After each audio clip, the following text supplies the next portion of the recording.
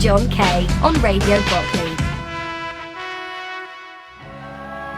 Hello and a very good Saturday afternoon to you. My name is Jon Kaye and I was with Radio Brockley back in the early 1970s, and I'm delighted to be here as part of Radio Brockley's 50th birthday celebrations. Back in the 70s, it was one of the best hospital radio stations around, so it's no surprise to me now that it is in fact this year's Hospital Radio Station of the Year.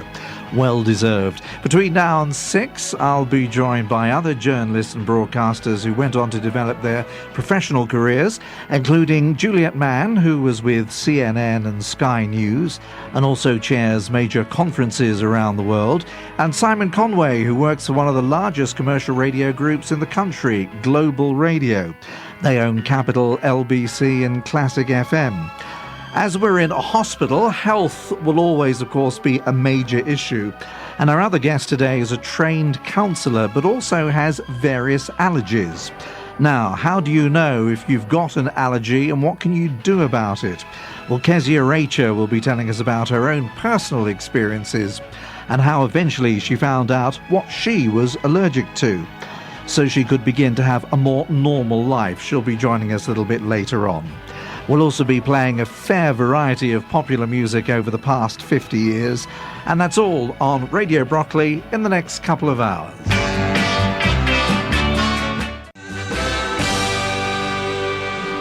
Dusty Springfield starting us off this Saturday afternoon, and when I left Radio Brockley, I then went to work in broadcasting, first in the administrative side of radio for what was the IBA, the Independent Broadcasting Authority, but working purely with commercial radio, which had not long got underway from 1973, and LBC was the first station on the air. In fact, Simon Conway, who will be joining us later on. Simon is a newsreader at LBC, and he'll be joining us to talk about that too. And then I went on to BBC Radio London, where I freelanced, and then left London, went to Liverpool, where I stayed for 9 years. Now, looking back at the period when I was at Radio Brockley, I was trying to remember at that period what sort of songs were really sort of big hits at the time. And I certainly remember there was the Rubettes and Sugar Baby Love. I remember the Bay City Rollers. I remember Shawaddy Waddy and Mud. It was all that type of pop that some people say is not really classy, but they were the hits of the time. And this was another big hit at the time.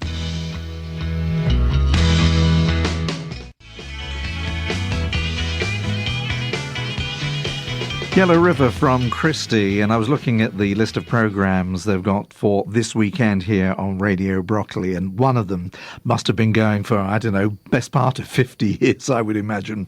I noticed that Bedside Bingo, that's on tomorrow night between 7:30 and 8, is still going strong, and that was one of the most exciting programmes to be involved with. I don't know if the system works any differently now, but at the time there used to be a representative of Radio Brockley in every ward, and when somebody shouted bingo, they would ring through, and then the telephone would ring. Somebody would pick it up in the studio, and we'd see whether they covered all their numbers or not.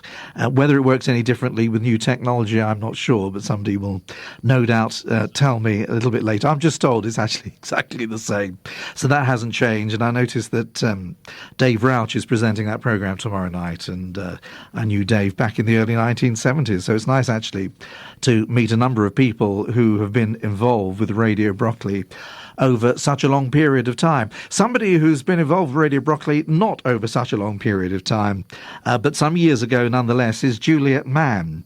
And Juliet went on to work for CNN and also for Sky News. She now works for TRT World, the Turkish World News channel, and she'll be joining us on the programme in a few moments' time after we've heard from John Legend. Of you, oh. John Legend and all of me, you're with Radio Brockley, your hospital radio service here at the Royal National Orthopaedic Hospital in Stanmore. Now, I was involved with Radio Brockley back in the early 70s, as I said earlier. Juliet Mann is with us. Juliet was involved with Radio Brockley how far back? It was still last century. It was. How many years? I suppose in the late 90s. And how long for? We were just trying to work that out. We think 3 or 4 years. I was involved. Alan Joyce and I made lots of jingles, which we're hoping to dig out some of the quirkier ones. Yes. And also going up and down the wards, talking to patients. It was a few years. I also remember doing some fundraising. They used to make me get up horribly early on a Sunday morning to go and do car boot sales. But it was really good. Yeah, it was really But you good have fun. to get there very early for a car boot sale, don't you? Incredibly early. But we all mucked in, and it was a great way not just to raise a few pennies for Radio Brockley, but also to get word out that that's what we were doing. So what time do you have to get up on a Sunday? Because I've seen them queuing up for 7 o'clock in the morning. Well, you've got to get a good pitch. And Yes. you've got to get it already. So I suppose the alarm would have gone off at about 4 o'clock in the morning on a Sunday. And, being in my 20s, that's probably about the time that I just rolled in from a Saturday night anyway. And also, if it was raining, I didn't like that because I know it doesn't really matter on radio, but of course, my hair would be frizzy. So I was quite a fair weather car booter, it has to be said. What were you selling? Do you remember? Oh my goodness, all kinds of things. We'd all raid our parents' houses. There'd be knick-knacks. I'm sure there was a bit of family heirloom Wedgwood. Or Do you think you made a things few like that. bob? Yeah, I think we always did well because we also sold all the Radio Brockley mugs and the key rings and all of that paraphernalia that you can still get now to have a souvenir of your stay. Is that the one along the A41 where they have a car boot That was the sale? one. Yeah, I've that seen was the one. queues there. Of And I people think going in. Aldenham Park as well. So not only were the people with pitches turning up early, but then you'd have punters as well who'd come early to get the good bargains.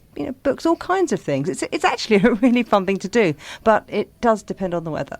Now, you went on after being at Radio Brockley doing, from what you're saying, a variety of things.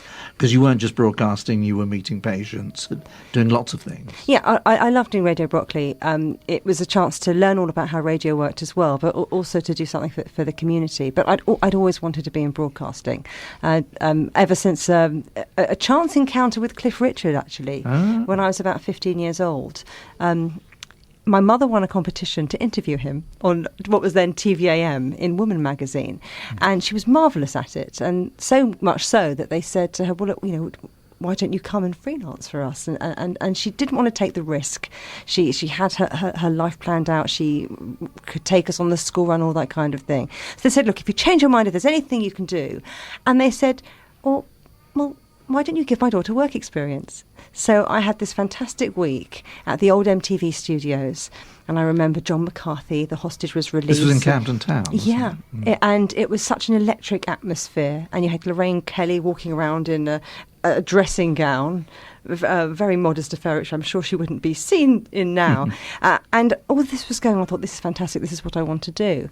So in school holidays, university holidays, I was always doing lots of things to get on that news wheel, if you like. And it was specifically news orientated that you were interested in. It was very much so. And I lived locally. I lived in Elstree and wanted to come and do hospital radio as well. I made some friends, which I'm still in touch with even now. But you went into TV rather than radio, did you? Yes, I did. But having said that, even though I was at Reuters and then Sky News for many years and then on to CNN, I've always had a real passion for radio too, and I did some time at LBC. Okay. With Alan Joyce. We'll talk about that in a few moments' time. Let's break for some music. We'll hear from Bobby V. My tears are falling. Take good care of my baby. It's our golden anniversary, 50 years of Radio Brockley. Hi, I'm LBC's Steve Allen, and I'd like to congratulate London's longest-running hospital radio station, Radio Brockley. Radio Brockley? That probably isn't how the jingles go, but it's something like that. On 50 years of broadcasting to the Royal National Orthopaedic Hospital in Stanmore. Radio Brockley, 50 years, 50 voices. I'm Jon Kaye. Our guest is Juliet Mann, who was at Radio Brockley a few years ago, but not as long ago as I was at Radio Brockley. Now, you moved into TV. You started doing you were just telling us, some work experience with TVAM. And then what happened after that? I went to university and it was in Bristol, and they had a Children in Need office there. And so that's how I managed to combine broadcasting with charity and building things up. And it was a fantastic experience because you were putting on an event and building up to the great big appeal and finding out about all the good work that was being done at the same time you were fundraising. So that was marvellous too. And then I did various bits and pieces, but almost fell into financial news. And this was when, now it's really sexy. It's the story post 2008 and the financial crisis. Everybody wants to be a financial journalist. But back then, it was a fantastic way, I felt, to learn about TV. And I found out it was a subject I could get my teeth into and really enjoyed. Later on in my career, it's ended up being my calling card. I was going to say, did you find actually, in a way, it was good to specialise? Whereas some people specialise in sport, some people in financial news. Was that better for your career rather than being a sort of generalist? I think very much so. I thought at the time, I need to learn about how television and how radio works. In a way, having one particular subject is just the means to the end, if you like. And I think if you can do something, if you can make pensions sound exciting and sexy and relatable, then you can, of course, you can do the red carpet stuff. Of course, you can do the elections and the general news as well. So I'm really glad that's what happened. And it allowed me to travel and took me to places because I'm afraid I'm too chicken to go to a war zone. Yes, a war correspondent was out. That was not for me. There's plenty of people queuing up to do it. And I did go on the hostile environment training course, which was amazing, really fantastic. You've probably been on one of those as well. Haven't, no. Well, I don't want to spoil it for any budding journalists out there, but there's a lot of classroom stuff where you learn about how life is very much cheaper in different parts of the world than it is here in the UK. You learn about the kind of weapons that are used, that are easily available on the streets, landmines, how a little innocuous piece of plastic could actually end up being really quite lethal. Things to look out for that in your day-to-day life, walking around London, hopping on the tube, you wouldn't even think about. It was really eye-opening. But there was also a practical side to it too, where as a group, we were mock kidnapped. And I thought, this is great, this is pretend. Thank you for sending me. I'll stick to financial news, but which has ended up being rather a bloodbath in itself anyway. Well, aren't there some areas of financial news that are difficult to grasp, whether it be to do with, bears or to do with the FTSE LIBOR and different. I mean, the whole financial crisis came about because even the people in the financial world didn't understand what they were dealing with. But it's all trading. If you think about it, you're going to the supermarket and you're buying a Florida broccoli, for example. It's cheaper in one shop than the other, and it's how markets work. What I love is talking to people, and what you get as a business journalist is you get to go into factories and see how stuff is made. You get to speak to the man at the top or the woman at the top who's making decisions about staff and about how a company's brand is going to grow or going to be on the tip of everybody's tongue. But the best bit I felt was seeing how stuff is made. So what sort of industries then might you have gone to? I mean, if you're going to something like car manufacturers, you know roughly what you're going to see. But were there some that you went to you thought, I didn't know that's the way it works? How about pencils? I went to Faber-Castell, it's in a castle in Nuremberg in Germany, and it's been there for hundreds of years. And you saw how a pencil is made from the lead and how they put it in, how they shape it, and all the different stages. And it's great fun. A member of the public doesn't get to go and do that. I went to Geox, where they make the trainers, and I got to road test a pair of trainers. It's amazing to see all of the different stages that go involved in what we wear on our feet every day. All of these things, it's an insight into the world that we live in that you don't realise. But if you're doing a financial piece for Sky or CNN or whoever, television is quite cumbersome in its way, isn't it? Doesn't it take a long time to produce 90 seconds of something? I mean, it does, but it depends. When you're at Sky, you have to produce this marvellous piece of work of art, 90 seconds of TV gold, half an hour ago.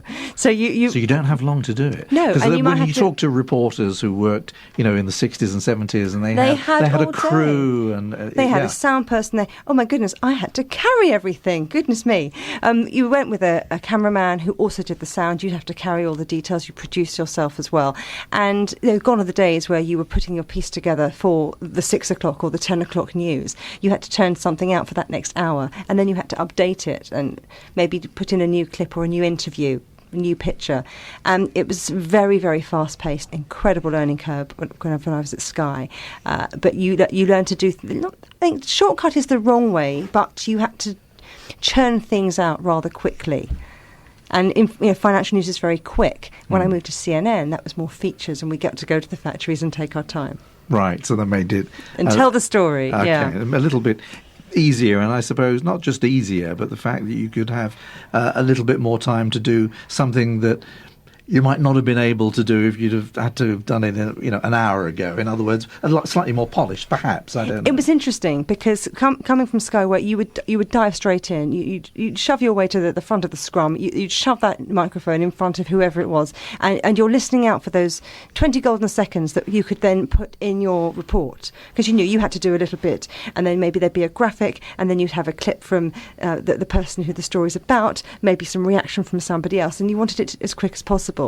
When you're then doing features and longer form pieces, you can sit down, and that interview might last 10, 15 minutes, maybe half an hour. You go off in different directions. You think, oh, that will be nice for this story, but I might save that one and do a follow-up or use that part of the interview for something else. And that was hard to change the pace, but that's the beauty of what we both do, that you have skills that are transferable, that you can use in a slightly different way for a different end.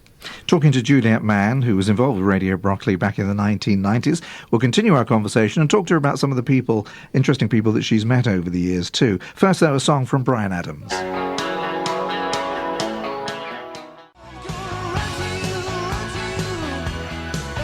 Bryan Adams, Run to You. It's Radio Brockley, your hospital radio service. And my name's Jon Kaye. I'm with Juliet Mann. We were both involved with Radio Brockley at different periods over its 50-year history. Juliet's been talking to us about her professional career in broadcasting with CNN, with Sky News and others. And she's worked in business news specifically, I suppose. And you've met a number of, I suppose, personalities over the years to do with business. Richard Branson is one of them. What was he like? He's fantastic, and he's also got the art of a media interview down to a T. I've heard that he doesn't like speaking much in public, and when he gets up, he often has a large question and answer session because he likes to engage with the public, his consumers, if you like, rather than give a speech. But when he does an interview, he manages to get his brand into every single answer.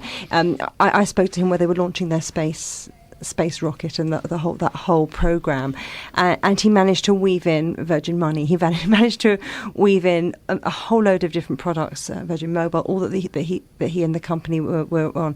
So what was frustrating as a journalist is that you're thinking, right, if I wanted to take one answer just to talk about him in general, it's tricky because he's got the brand in. From the company point of view, they must have been rubbing their hands with glee because he is very good at getting that brand across, and he's very charming. Charming. I came across him. I did an interview with him. Actually, it was a railway station, so it must have been about Virgin Trains. Yeah. And he took a few goes to get it right, but he concentrated very well, and then he certainly did include the Virgin brand, but did it in a way that it didn't seem like he was pushing it. Precisely. He's very relaxed. So sometimes when you're talking to him, and I've had the pleasure of interviewing him 3 or 4 times for different broadcasters in different locations, and sometimes you think, gosh, he's so relaxed. This isn't going to work. Because you think of other CEOs and politicians and business leaders, and they have a certain stance, the way they're standing, and they'll deliver their messages. You know that they've been media trained to within an inch of their life. Whereas he's very relaxed, like, well, I don't really need to be here, and so you're almost lulled into a full sense of security that you're in control of the interview. But you're not. James Dyson is another person. Well, that was fantastic. Did you know if you wanted to work for Dyson, if you got a job there, the first thing they do is they give you one of the Dyson vacuum cleaners, and then you have to dismantle it. Oh, really? And if you can put it back together again... Yes. You get the job. It's yours. You get the job, and it's yours. Oh, right. And they time it. They had a secret room there where it's something out of James Bond, where they're plotting and inventing all of the future Dyson products. We weren't allowed in there. We really weren't. It was properly top secret. Oh my goodness! You go anywhere you like, but not in room 107 or whatever. Correct. But he's also fantastic and much taller than you'd expect as well, with a very natty line in trainers. Is that right? Yeah. He's got I suppose a bit of a sports footwear fetish.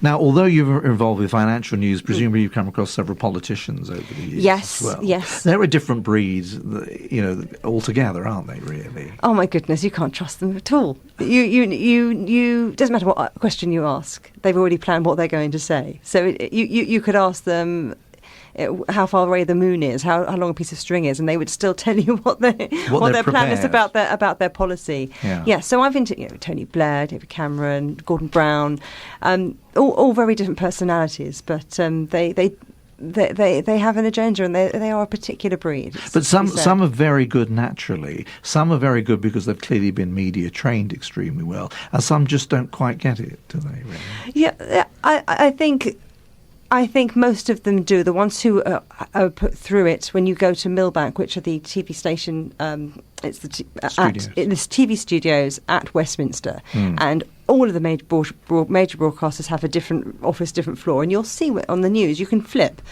when it's the top of the hour, and there's a top story, and you can flip from channel to channel, and there will be the same spokesperson, maybe a slightly different angle on the same staircase, because everyone's had that person on. They know what to do. The political parties, they put the right person up. And even if you think about Boris Johnson and all his so-called blunders, that got in the coverage. That was his charm.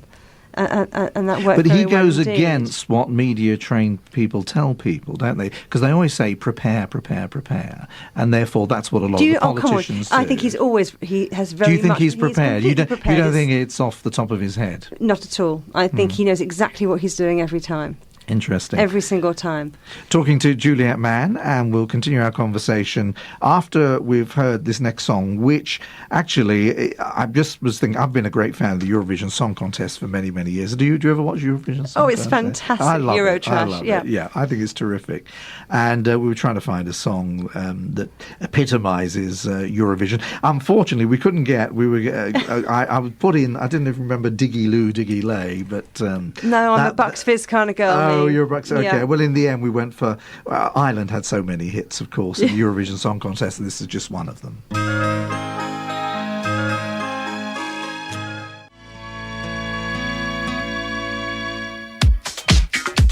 It's our golden anniversary, 50 years of Radio Brockley. Hi, I'm Alistair Stewart, and I'd like to congratulate London's longest-running hospital radio station, Radio Brockley, on 50 years of broadcasting to the Royal National Orthopaedic Hospital in Stanmore. Radio Brockley, 50 years, 50 voices.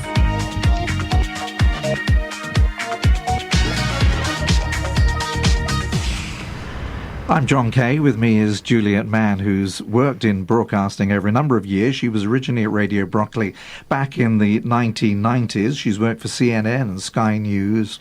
You've also worked, in fact, in different parts of the world, partly, I think, to do with your TV work, but you've also done corporate work to do with chairing conferences and all sorts of things. I know, I absolutely love it. And I think that comes from having been a broadcast journalist. They want someone on the stage who can keep the conversation going, keep the speakers to their time, and also kick off all the questions and answers. And I absolutely love it. I've been very lucky to travel with it as well. Where have you been? I've been to Palm Springs in the States. I was in Rome in the summer, Istanbul, Barcelona for the e-commerce summit, Paris for the retail congress, which was fantastic. You have the head of Primark and the head of Louis Vuitton and Carrefour supermarkets. Again, people right at the top of their game. But the difference there is that you're on stage with people, and those barriers that they put up when you're interviewing them as a journalist come down, and you're much more on a level playing field. It's very, very interesting how you don't realise until you do these things how there are different levels of communication, and I didn't realise to what extent that barrier is there, and to what extent what people tell you, chief executives or any interviewer really, is quite stage managed.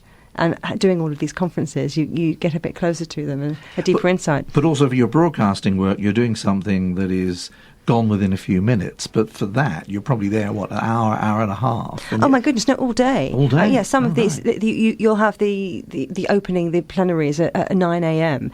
They might have some breakout sessions mid-morning, and there'll be tea and coffee, etc. And then they come back and you'll have a keynote speaker, and it might be an international rugby star talking about how the physical training and the diet that they had helped them win the Rugby World Cup. It might be a business leader. All kinds of things. So it's incredibly interesting. You learn about the sector that you're covering. Well, I was just going to say, you've really got to brush up your knowledge on that particular sector. Yes, but sometimes it might be a theme, an overriding theme that just happens to be at that conference. So I did the kitchen and bathroom conference, which I thought was going to be all about marble worktops and the Ideal Home exhibition. Yes, but no, that it was a marketing conference. So they were talking about all the things they needed to do, how they needed to become more social media savvy, how they needed to communicate more and make sure they had websites that just knocked it out of the park. So I did learn about granite worktops and the latest in quarks. That when you get the hot water directly from a tap. Yeah, all of these things. So when you go to these places and you then go home, do you start boring people with facts about granite am I boring worktops? You, John? No, not at all. No. But I'm just wondering if you like to throw things into the conversation. But you do. But it's amazing because you become an instant expert on those things. Mobile payments, cybersecurity. I'm your girl. Oh, right. Yeah. Hey, that's good to know. Now, you've been involved with, I mentioned some of the organisations, Sky and CNN. Yeah. You're actually working now with TRT World, which is a Turkish world news channel. Yes, but it is in English. So this is an interesting one. So the Turkish government, TRT, they have, it's Turkish radio and television. They have an Arabic language channel, and they decided they wanted to be like Sky News, like Al Jazeera, and have an international channel as well. And they've only set up a year ago, in fact, and they built this incredible newsroom in Istanbul where they do most of the news programming. And now they've opened up the London bureau, and that's where I broadcast from. I do the world news bulletins. A couple of times a week for them. So there are 4 hours of bulletins from London, and then eventually they'll open up Washington DC, and then they'll open up Singapore. But it's still very much in its infancy, so it's really very exciting to be part of a startup, but with a different news take. Because when I was at Sky, it was very much, what does this mean for white van man? And when I was at CNN, that is, what does this mean for international business people sitting in hotel rooms around the world? Because that's what you turn on, isn't it, when you're in a hotel room around the world? Sure. So now it's a different perspective. So who's this aimed at? I think it's aimed. Well, a lot of the news is very Middle East focused, very Turkey focused as well, and I think it's about trying to change or educate people about what's really going on in Turkey beyond those foreign news headlines. So it's for expats. In fact, it's well. You've got people in this country who are originally from Turkey or from Cyprus who will no doubt be interested as well. And I think it's about giving foreign news a different voice. That's not just all about the election that's going on in the United States, but of course that's because it's so huge that obviously is covered. It's interesting to see that how the agenda changes from country to country, from broadcaster to broadcaster. So it's very Turkey heavy, very Syria heavy in terms of the conflict and what's going on there. Yes, because Turkey's involved in that, of course, too. And can that be seen on Freeview or Sky? It's online, so trtworld.com at the moment, and it's in its infancy, but it's a really exciting place to be. Excellent. We're talking to Juliet Mann. We'll conclude our conversation in a few moments. We're also going to bring in her son, Leo, very shortly as well, who's been dying to have a word or two to us, so he'll be joining us shortly after we've heard from The Verve.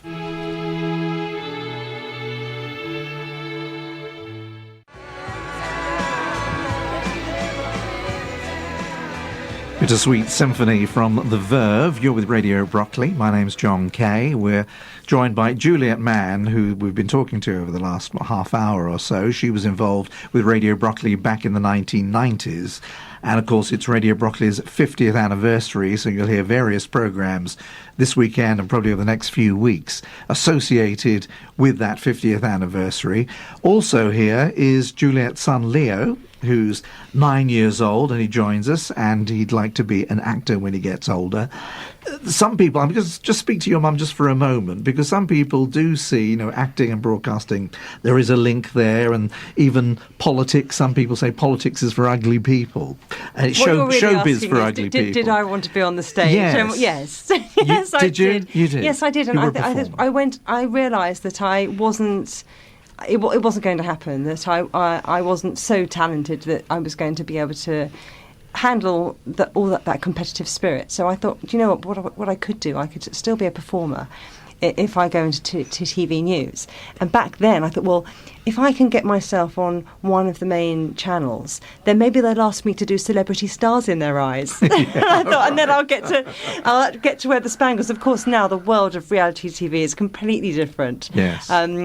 Back then, that was your lot, wasn't it? And it was seen as quite charming, and I would never go into the jungle or anything. I mean, they wouldn't. I was just going to say now they're pretty gruesome things. But both my boys are very keen and confident performers, and so I'm delighted. But this, of course, Leo's the future generation, I think, of Radio Brockley.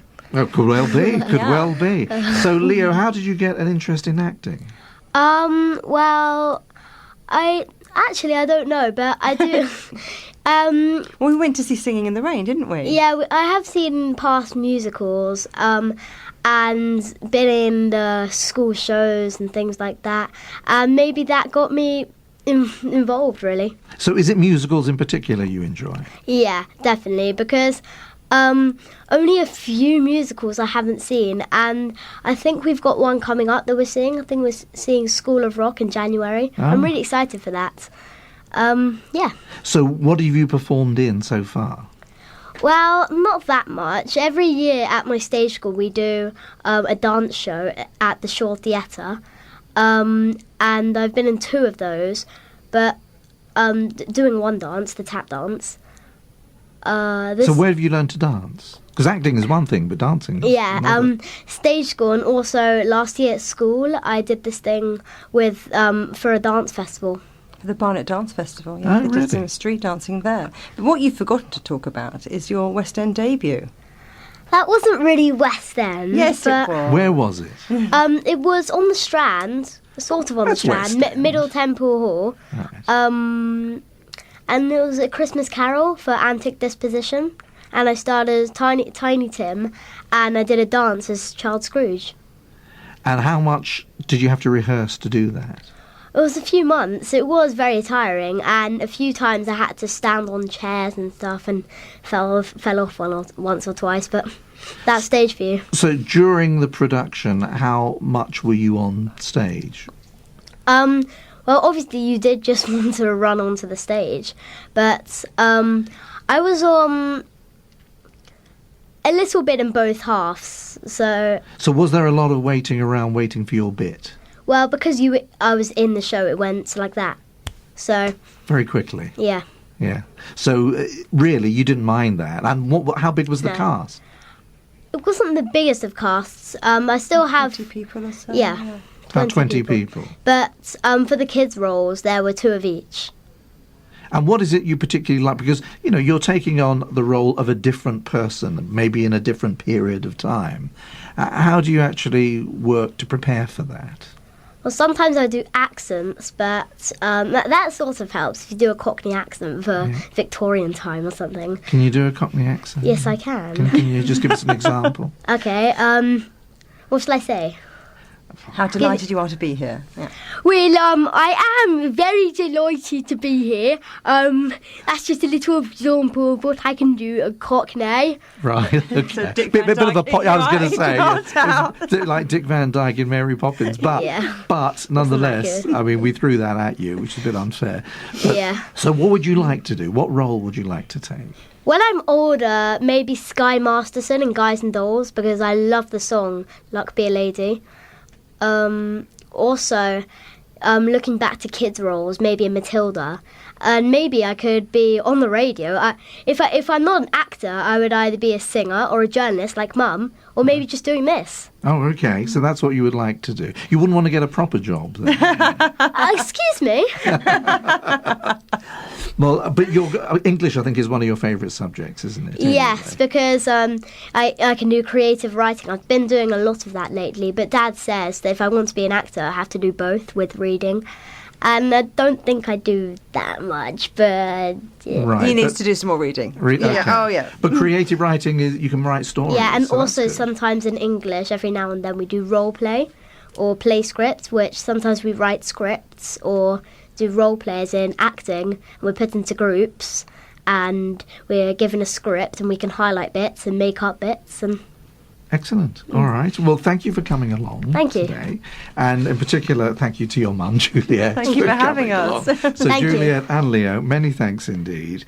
And I hope it won't be too long that we see each other again, and we see you on Yep. stage, Leo, hopefully. Hopefully. One day. Who knows? Leo Mann, the name in lights. Thank you. 2 minutes to 5 now. Elton John and Kiki D.